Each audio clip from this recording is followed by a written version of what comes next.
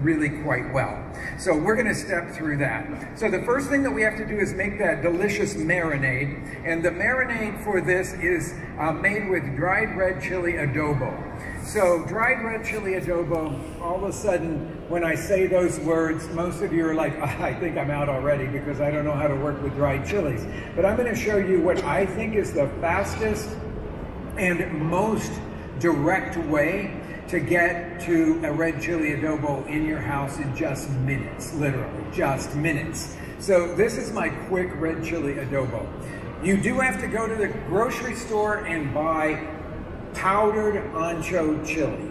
So powdered ancho chili is a single chili flavor. When we say chili powder in the United States, it could be made of a number of different kinds of dried chilies, but it always has salt, sugar, and a whole host of spices, and usually granulated garlic and things like that in it. In other words, our chili powder is something that has already been blended up with other things to create a certain flavor. We want to start here with just straight 100% ancho chili powder.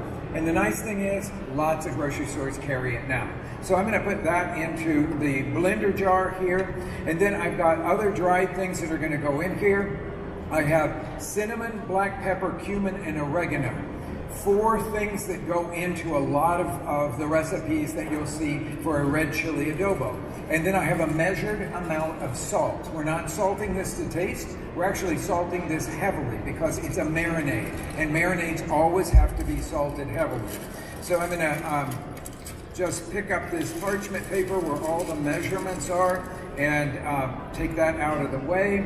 And then I'm gonna put garlic in here. And this is one of the things that gives the body to this because we don't have the dried red chili pods that we've toasted and soaked. So we have to get some body going on in here. And what I have here is 8 cloves of garlic, and you can see that they're in a glass bowl and covered with water. The reason for that is I have blanched them in the microwave. So the microwave is a perfect way. If you're like me and you don't care for the flavor of raw garlic because it can just overwhelm a dish, then I always blanch the garlic or roast the garlic. I'm gonna show you roasted in a minute, but the fastest way to get the sting out of the garlic is to blanch it 1 minute in the microwave with some water. That's all you have to do. Put garlic in there, cover it with water 1 minute, let it cool for a couple of minutes, and you're ready to take it out of the water and put it in here. And now the last ingredient that's gonna go in here will be water. I'm gonna measure, again, since we don't have the chili pods that have been soaked and contain a lot of water, I'm gonna put in here 1.25 cups of hot water, put the top on this, and then I'm gonna start blending it until it blends completely smoothly.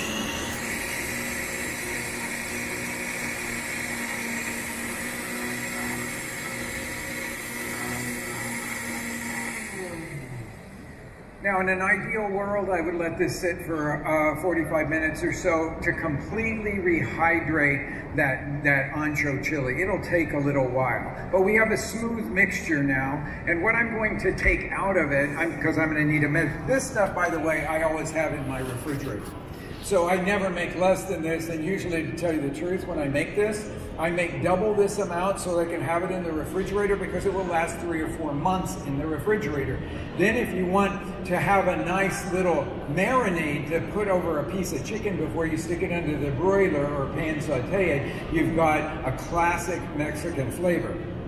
I did forget one ingredient, which is really very common for me when I'm talking and cooking at the same time. So let's just play like we're rewinding here. And there goes the vinegar into this. Vinegar is an essential part of all. I was thinking, how would this hold in your refrigerator for 3 months? And I thought, oh yes, I forgot the one thing that preserves it, and that's the vinegar. So we'll put this back on for a second just to mix in the vinegar. So we have vinegar and salt that preserves this marinade so you can keep it for a long time. So I'm going to pour out about 1/3 cup of this vinegar, of this adobo here.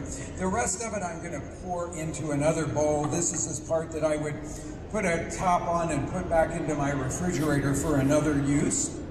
And then I'm going to put the blender jar back on, and this could be used as your